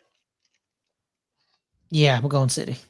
Yeah, Adelia's saying that as well. I'm saying Chelsea. I'd rather be wrong.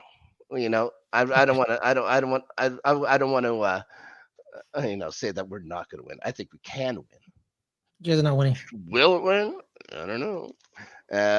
I don't know, but God damn it, I'm going to go on Chelsea. Last week I put a draw for Spurs, and I'm not going to do that again. From now on, Chelsea just wins every time. Okay.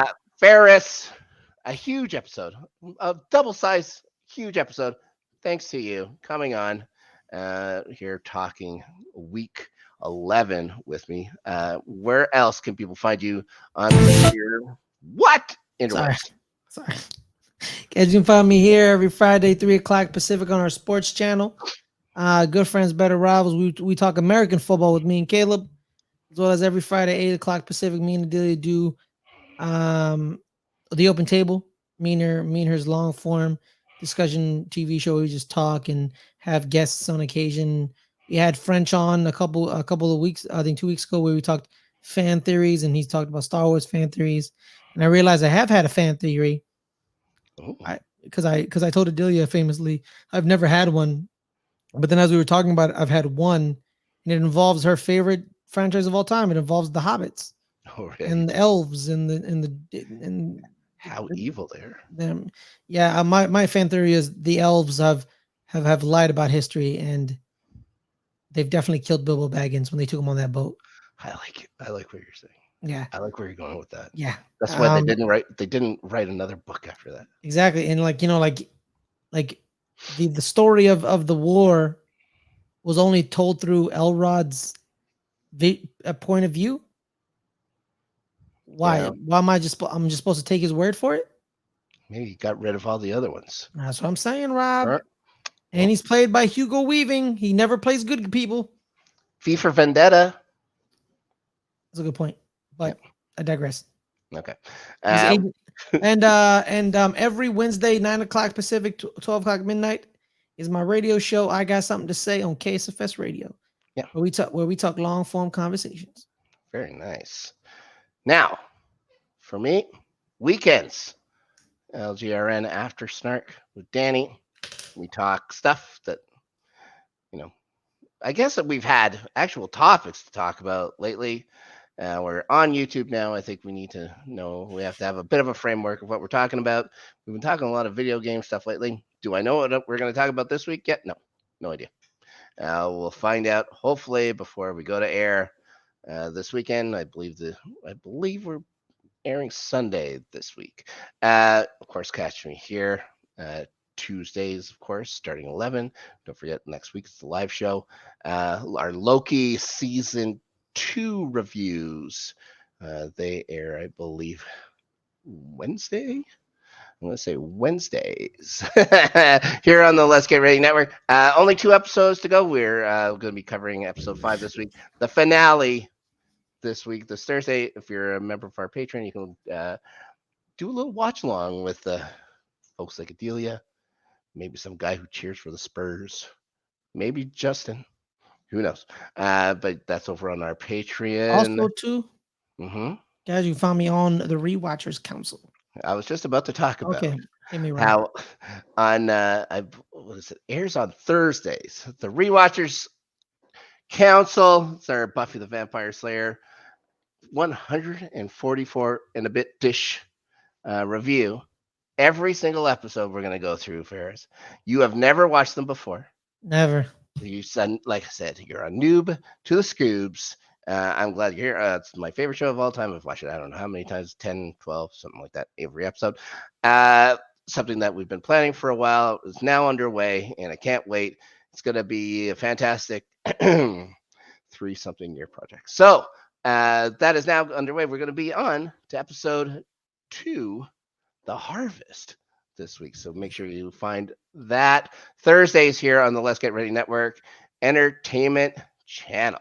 Until then, guys, thank you so much for joining us. Thank you so much for hanging in. And I'm kind of talking also so we can make it right to 2 hours. But I think after the credits and stuff like that, we're good. All right, everybody, thank you. Good night. Bye.